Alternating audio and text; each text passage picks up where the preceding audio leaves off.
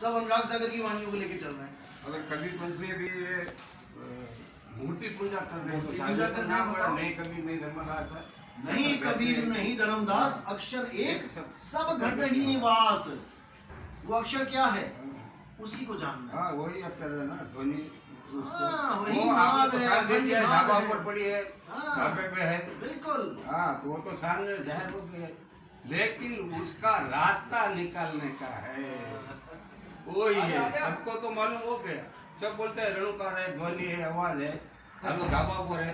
साहब ने बोला अंग संग हूँ, तो शरीर में तो नहीं हूँ, अंग संग हूँ तो ये ढाबे पे है, शरीर से बाहर, लेकिन आकाश में नहीं है, अंग संग है, वो ही सोचना है। बहुत बढ़िया, बहुत बढ़िया। आपका सत्संग मैंने तो बहुत बहुत आ गया, आनंद अभी साहब आपके जो एक दो ऑडियो आए थे ना, हाँ हाँ। तो उसमें क्या है कि मेरे को किसी ने पसंद किया कि अगर मैं मतलब जैसे कि ये जो मुद्दा हुआ इसके अंदर वैराग साहब ने नितिन साहब के बारे में ऐसा ऐसा बोला है, और हमें नहीं लगता है कि भाई वैराग साहब के पास में 60 शब्द है और नितिन साहब के साथ पास में भी 60 शब्द है। अच्छा। तो मैंने उनकी बात को सुन के फिर मैंने उनको बोला, मैंने कहा ऐसा है जी, कबीर साहब जी के पढ़ने में आता है कि भाई 64 लाख शिष्य थे। जब 64 लाख शिष्यों ने कबीर साहब से जो प्रथम नाम दीक्षा ली थी, और लिखा ये भी है कि भाई उसमें से 2 ही पार हुए हैं, अर्जुन सब। हाँ। जब कबीर साहब ने उनके सर के ऊपर हाथ दिया, और वो तो सब ग्रुप ही थे कबीर साहब, तो वो तो अखंड है, उनको तो कोई तोड़ ही नहीं सकता। तो मेरे को आप एक बात बताओ, जिनके पास में 60 सबूत होते हुए भी 64 लाख शिष्य पार नहीं है, तो फिर आपका ये मतलब कहना ठीक नहीं है कि भाई वैराग साहब के पास में 60 शब्द है या नितिन साहब के पास में 60 शब्द है। फिर आपने सत्संगों को क्या समझा, सत्संग क्या कह रही है, तो फिर उसके बाद में कोई जवाब नहीं। देखो सीधी सी बात है, पहली बात समझ लो, कबीर साहब ने, कबीर साहब और रविदास जी ने ये लीला करी। गुरु जी ने सुनो, एक हाथ में लग लिया वैश्य का, वैश्य के गले में हाथ डाल दिया, और एक में ले लिया गंगा जल, दारू की बोतल में गंगा जल ले लिया। अब कोई भला आदमी हो उनसे पूछे कि महाराज जी इतनी मुश्किल से तो आपने 64 लाख चेलों को समझाया, और उसके बाद आपने सारा कबाड़ा कर दिया, वो भी नकली लीला करके, ये कोई सच्चाई तो थी नहीं। आपने ऐसा क्यों किया भाई? 64 लाख पार हो जाते, आपने उनके पार होने में बाधा उत्पन्न कर दी, आपने संशय में डाल दिया उनको। तो कबीर साहब ने यही बोला था, भाई यही तो मैंने देखना था कि शब्द गुरु के लड़ कौन लगा और देही गुरु के लड़ कौन लगा है। मेरे साथ देही को कौन जोड़ा है? क्योंकि जब तक तुम देही गुरु के लड़ लगे हो, तुम पार नहीं हो सकते। जो शब्द गुरु के लड़ लग गया, अरे उसका गुरु कुछ भी कर रहा है, वो उसकी करनी है, जाने दो यार, तुम देखो कि तुमने क्या करना है। इसलिए साहिब ने बोला, एक डाल 2 पंछी बैठे, एक गुरु एक चेला, और गुरु की करनी गुरु बनेगा, चेले की करनी चेला। समझ रहे हो बात को? आज अगर आप ज्ञान लेते हो और आपको कल को पता लग जाए गुरु वैराग साहिब और नितिन दास में झगड़ा हो गया और ऐसे खत्म हो गया कहानी, अब आप क्या करोगे? आप क्या करोगे? जो आपको ज्ञान मिला है आप उसको गुरु मानो, सबके साथ खत्म करो। भाई ज्ञान सुन के वैसे ही देह से तो बाहर हो जाता है, कहीं चक्कर में नहीं पड़ना, वो गुरु और चेले का मुद्दा है, वो संभालेंगे। तुम क्या यहाँ पे जज लगे हो? जो तुम्हारे ये दिमाग में तुम जमा घटाव कर रहे हो, वैराग साहिब पूरा होगा कि नितिन साहब पूरा होगा, ये सही है या वो? अरे तुम क्या जज लगे हो? तुमने क्या स्टेटमेंट लिखनी है? तुम यहाँ मुक्ति प्राप्त करने के लिए आए हो। अगर वैराग साहिब से ज्ञान मिलता है, वैराग साहिब से लो, नितिन से मिलता है, नितिन से लो, अगर दोनों का ज्ञान झूठा है तो किसी और से लो। तुम केवल यहाँ पर ज्ञान लेने आए हो, मुक्त होने आए हो। तुमसे यहाँ पे साइन नहीं करवाए जाएंगे कि दो गुरु चेला में दोनों सही कौन है झूठा कौन है। इसीलिए कबीर साहब ने निवेड़ा कर दिया, चौथी गद्दी हुई अवतारा, और ताका चरित्र विदित संसारा, हम ही उनके सिर बैठ आई, और वासे पार कोई नहीं। जो बात मैं करता हूँ सत्संग में, आपको एक भी देही गुरु नहीं बोलेगा ये बात, क्योंकि वो आपको पैरों के नीचे झुकाने के लिए आए हैं इस दुनिया में, और मैं इस दुनिया में आपको गुरु बनाने के लिए आया हूँ। बस आप इतना समझ लो। चौथी गद्दी का मतलब यही था। पहली गद्दी है आचार्य गद्दी, जो यहाँ पर आचार्य बनने के लिए तड़प रहे हैं, हम गुरु बन जाए, हम गुरु। वोटिंग होती है, झगड़े होते हैं, लाठी डंडे चलते हैं आश्रमों में, अरे मर्डर हो जाते हैं, मर्डर हो जाते हैं। तुम्हें क्या पता कि वो गुरु कैसे गुरु बैठा है, बना बैठा है? क्या तुमने किसी गुरु के पास जाके पूछा गुरुजी आपको गद्दी कैसे मिली? आपसे पहले गुरु कौन थे? आप दोनों के बीच में कोई गुरु था क्या? अगर मैं चिट्ठियां खोलने लग जाऊं ना तो भागने को रास्ता नहीं मिलेगा किसी को भी, क्योंकि 10 साल से मैं यही कुछ देख रहा हूं। लेकिन मैं फिर भी इस चीज को मुद्दा नहीं बनाता, क्योंकि हमारा मुद्दा ये है ही नहीं। सही बात, हमारा खुद मुद्दा को देखना है बस। हम ये देखने गए ही नहीं थे आश्रम में कि आश्रम वाले क्या कर रहे हैं, वो क्या कर रहा है, कैसे गद्दी मिली है, वोटिंग से मिली है, लाठी डंडों से मिली है, बंदूक से हमने क्या लेना, या फिर पैसे से मिली, पैसे कैसे से मिली है? हमने तो केवल ज्ञान को समझा कि कबीर साहब का ज्ञान है, सही ज्ञान है, भैया जाके ले ले, तेरे काम की चीज है। कहते हैं हीरा अगर विष्ठा में भी पड़ा हो, लैट्रिन में भी पड़ा हो, उसकी कीमत नहीं होती, उठा ले, साफ कर ले, बेच ले, उतना ही पैसा मिलेगा जितना बाहर पड़ा हुआ के मिलेगा। पर वो समझे तो न, हर चीज को समझना अनिवार्य है। यही समझाने के लिए मैं आ रहा हूँ कि आप इस मुद्दे को मुद्दा रहने दो, आप इसमें इन्वॉल्व मत हो। आपको यहाँ पार्टीबाजी करने नहीं आए कि इधर ज्यादा हो जाएंगे उधर कम हो जाएंगे। साहिब कहता है जो इस चक्कर में पड़ गया बेटा तू वापस वो गया। पर्सन करते हैं एंटी वाले, करने दो। ठीक मैं है। कह रहा हूँ खुला भंडारा है, यहाँ पर गुरु बदलने में कितनी देर लगती है। मैं आज कह देता हूँ भैया मैंने गुरु बदल लिया, बताओ क्या करोगे? पिछला गुरु कह रहा है ये गुरुद्रोही है, अगला गुरु कह रहा है चल बेटा मैं तुझे पार करूंगा, बताओ दोनों गुरु में से सही कौन है? फिर वो कह रहा है तू गुरुद्रोही है, वो कह रहा है तू मेरे पास आ मैं तुझे पार करूंगा, तो दोनों लड़ो आपस में गुरु पहले, जो जीतेगा मेरा वो हाल होगा। पर गुरु तो 5 तत्व का होता ही नहीं। यही तो मैं समझा रहा हूँ, वो इसी नीच को मैं तत्व समझा वाला रहा गुरु हूँ। है। भाई पिछले गुरु ने आपको कह दिया कि तू नरक में जाएगा, हाँ। तुमने उस गुरु को छोड़ दिया, अगले के पास गया, उसने कहा कि तेरे जैसा तो चेला ही कोई नहीं है, तू तो भैया पार होगा। अब बताओ मेरा क्या होगा? अब बताओ मेरा क्या? दोनों ही गुरु हैं, दोनों ही गद्दी वाले हैं, दोनों के ही लाखों चेले हैं। अब बताओ क्या होगा? वही होगा जो मंजूरे खुदा होगा। खुदा होगा। किसी ईश्वर गुरु ने करेगा कोई वही। सर्टिफिकेट नहीं दे दिया भैया तुम पार हो जाओ, हमारी छोड़ो, तुम ही पार हो जाओ, वही बहुत है। खुद की टांग लटकी है कब्रों में, अता पता नहीं मेरा क्या होने वाला है, दूसरों की गारंटी दे रहे हैं कि ये पार होगा कि नहीं होगा। बताओ लोगों को खबर ही नहीं है गद्दी किसने बनाई, गद्दी किसने बनाई। यही है मुद्दा। बस मुद्दा यही है ना। यहाँ पर गुरु एक मार्गदर्शक है भाई। तुम कल को कह सकते हो कि मैं नितिन दास को छोड़ रहा हूँ तो मैं तुम्हें शराब देता रहूंगा, तुम क्या मारे जाओगे? सवाल नहीं ऐसा कुछ नहीं होता, भूल जाओ। 100 बसें लगी हैं, जिसमें मर्जी बैठ के टिकट कटवाओ और अपना घर को जाओ। कोई कहे नहीं मैं ही तुम्हें सुरत छोड़ के आऊंगा, बाकी कोई नहीं है, इसको भी भूल जाओ। यहाँ ज्ञान गुरु है और अज्ञान चेला है। अज्ञान को ज्ञान में बदल देना है, चेले से गुरु हो जाना, बात खत्म। मूल ज्ञान के द्वारा तो साहब जीवात्मा बिल्कुल आजाद हो गई। अरे बंधनों कबीर से- साहब कहते कहे हाँ। कबीर निर्भय हो हंसा, तू क्यों भय में पड़ रहा है? बंधनों से मुक्त किसी के गुरु के कहने से तू पार हो जाएगा क्या? या किसी के गुरु के कहने से तू क्या डूब जाएगा? तुम अपनी करनी से पार हो। या तो गुरु स्टैम्प पेपर पे लिख के दे मुझे कि तुम मुझे पार करोगे, तारीख बताओ कौन सी तारीख को पार करोगे, मुझे बताओ। मुझे बताओ कि तुम इस तारीख को लेने आओगे, नहीं लेने आए तुम्हारे पे केस ठोक दूंगा मैं। या तो तुम ज्ञानी बन रहे हो, परमात्मा बन रहे हो, तो बन के दिखाओ। ये बिजली बीच की बातें नहीं चलेंगी, ये दोगली बातें नहीं चलेंगी। या तो इंसान बन के रहो या परमात्मा हो तो साबित करके दिखाओ। बस इतनी सी बात है, किसी से कोई वैर विरोध नहीं। समझ समझ का फेर है और है कुछ नहीं। कबीर साहब ने पाखंडवाद का विरोध किया, ये सत्संग यही देखिए तो पाखंडवाद मालूम सबसे चला, ज्यादा यही तो है। पाखंडवाद है। पाखंडवाद का यही को गुरु मानना वही धुंधर ज्ञान है। इसी को समझाया जा रहा यही तो है। गुरु कबीर है साहब ही। ने कहा बिना गुरु के तुम पार नहीं होगे। क्यों कहा? क्योंकि भाई ग्रंथ तो मैंने लिख दिए, ग्रंथ तो मैंने बता दिए, संतों ने लिख दिए, अब उसको समझाए कौन? जैसा गुरु मिल रहा है उस ग्रंथ को वैसा तोड़ मरोड़ के तुम्हें समझा रहा है अपने हिसाब से अपने पेश हिसाब करनी। से। उस्मानी रसोई सोई गुरु पूरा कहा है, 2 अक्षर का भेद बताए, इस वाणी को कौन संत नहीं बोला बताओ? सब बोलो। लेकिन क्या कर रहे हैं? ओम सोम दे रहे हैं। भाई क्या कर रहे हैं? ओम सोम दे रहे हैं।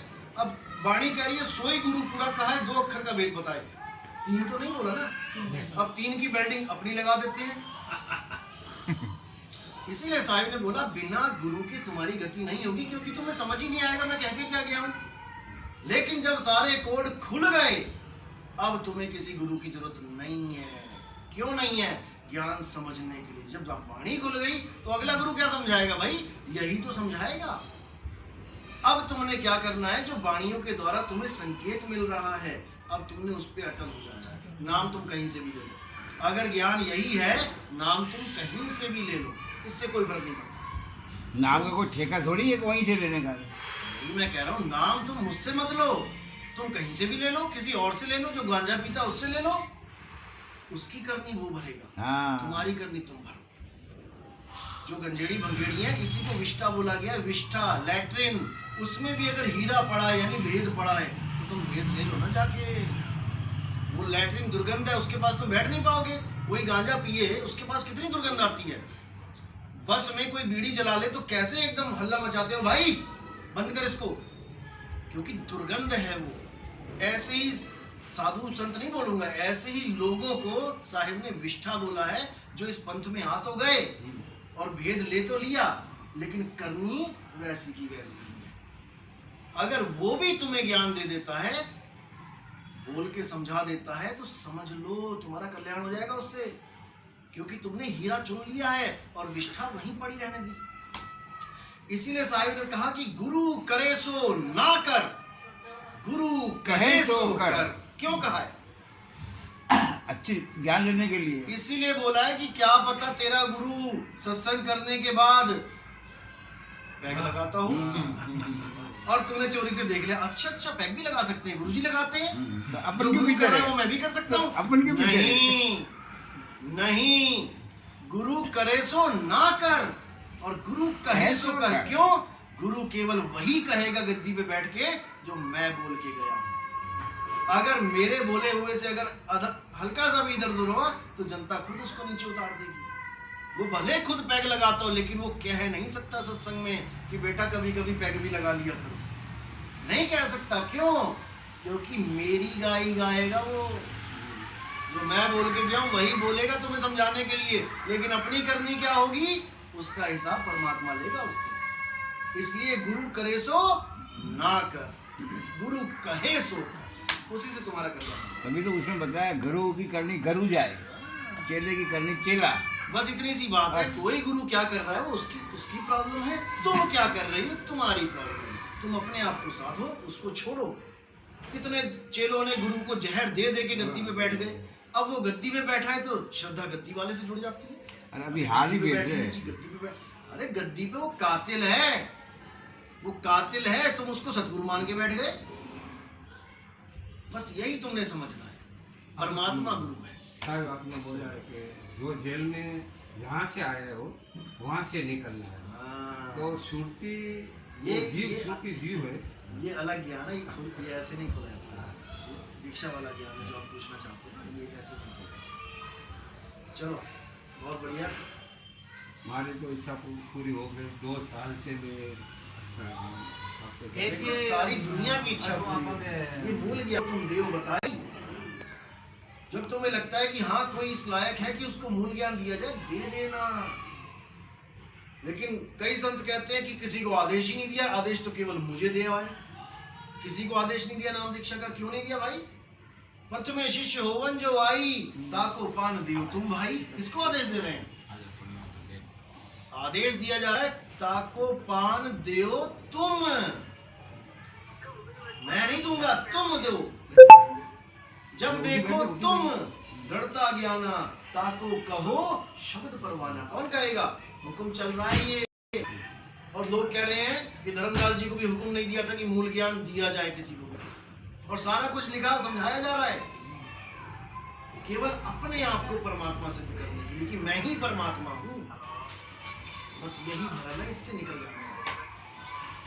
परमात्मा सबके पास है, मुझको कहाँ ढूंढ रहे बंदे, मैं तो तेरे पास। बस इससे ज्यादा कुछ नहीं। बस तुमने वो भेद लेना है और अपना भक्ति शुरू करो। क्या पता तुम गुरुजी से पहले पहुंच जाओ। कपड़े पहने क्यों? क्या मैं पैंट कमीज में बैठूं तो मैं क्या मुझे मुक्ति नहीं मिलेगी क्या? ये एक मर्यादा है। कोई बंदा परेशान है, बेचारा जा रहा है, उसको दुनिया भर के लोग दिखाई दे रहे हैं, लेकिन वो उनसे बात नहीं कर रहा है अपनी परेशानी की। वो समझ लो आत्महत्या करने जा रहा है परेशान होकर। लेकिन एक संत महात्मा उसको रास्ते में मिल गया, केवल कपड़ों की वजह से वो उसके पास चला जाएगा कि महाराज मैं बहुत दुखी हूँ दुनिया से और मैं आत्महत्या करने जा रहा हूँ। अब वो जो कपड़े पहन के महाराज बैठा है वो उसको मार्गदर्शन करते हुए, बेटा इंसानी चोला ऐसे नहीं मिलता, इसको बर्बाद मत कर, जो तुझे परेशान कर रहे हैं उन्हीं को छोड़ दे, सारी परेशानी छूट गई। लोग घर के कलह कलेश से आत्महत्या कर लेते हैं कि मैं फांसी लटका लूं। अरे तुम इतना परेशान हो, घर वालों को छोड़ दो, वैसे भी तो छोड़ के जा रहे हो, इनको छोड़ो, अपना नया जीवन परमात्मा के नाम लगा अलग से कर लो, अलग से कर लो, क्या क्या प्रॉब्लम है? मेरा बॉस मुझे बहुत टॉर्चर करता है, मैं आत्महत्या कर लूंगा। अरे तू नौकरी छोड़ दे। इतनी सी बात नहीं समझ में आ वो रही। सबसे मेन चीज क्या है, कम ज्ञान, कम कम ज्ञान दिया नहीं। ज्ञान। अब तुम्हें तुम्हारा गुरु परेशान कर रहा है तो गुरु छोड़ दो, बस परेशान करना बंद कर देगा। हाँ, जब मिलेगा ही नहीं क्या परेशान करेगा। हम छोके में जाते थे पहले, हमारा रूल था, लेकिन छोके में क्या है, एक सीट पर देता है नारियल, तो वो काल को दे देता है, फिर भी वो नारियल सबको प्रसादी देता है, तो एक जीव को नारियल से थोड़ी मुक्ति हो जाती है। नारियल एक भेद है। हाँ। नारियल क्या है? ये नारियल है, इस नारियल में भेद छुपे हुए हैं।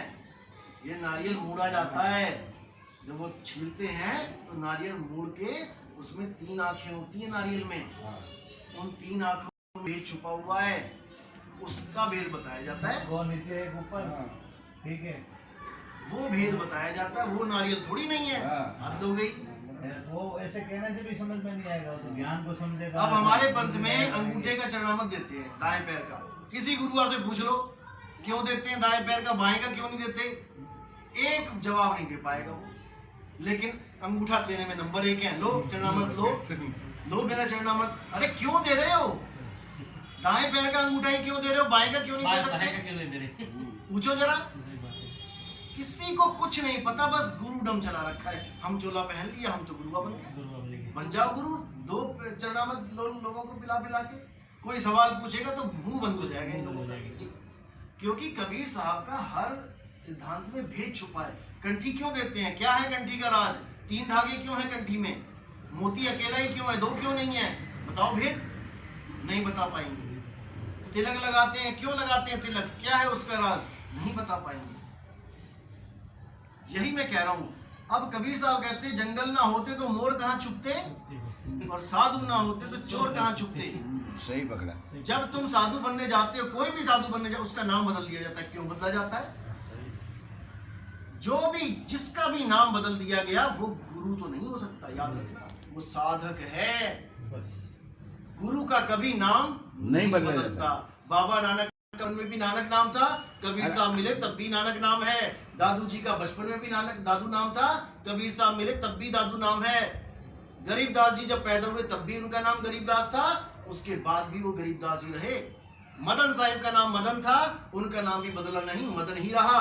नितिन दास का नाम नितिन था, लंगोटी मिलने के बाद भी नितिन दास है। अपने अपने गुरुओं से जाके पूछो कि तुम्हारा अब क्या नाम है, और तुम जब पैदा हुए थे तुम्हारा क्या नाम था? बदल दिया गया। क्यों? क्योंकि साधु ना होते तो चोर कहाँ छुपते। नाम चोर बदलता है, भेष तो बदल दिया, नाम नहीं बदले पकड़ा जाएगा। नाम भी बदल ले बेटा। नितिन दास को ना तो कल डर था ना नहीं है, नहीं रहेगा। कोई भी गुरु हो, आप उससे पूछो गुरु जी आपका नाम क्या है, और आप जब पैदा हुए थे तब आपका क्या नाम था, तुम्हें पता लग जाएगा कौन चोर है कौन सा। बोलो सतगुरु बंदी छोड़। चलो।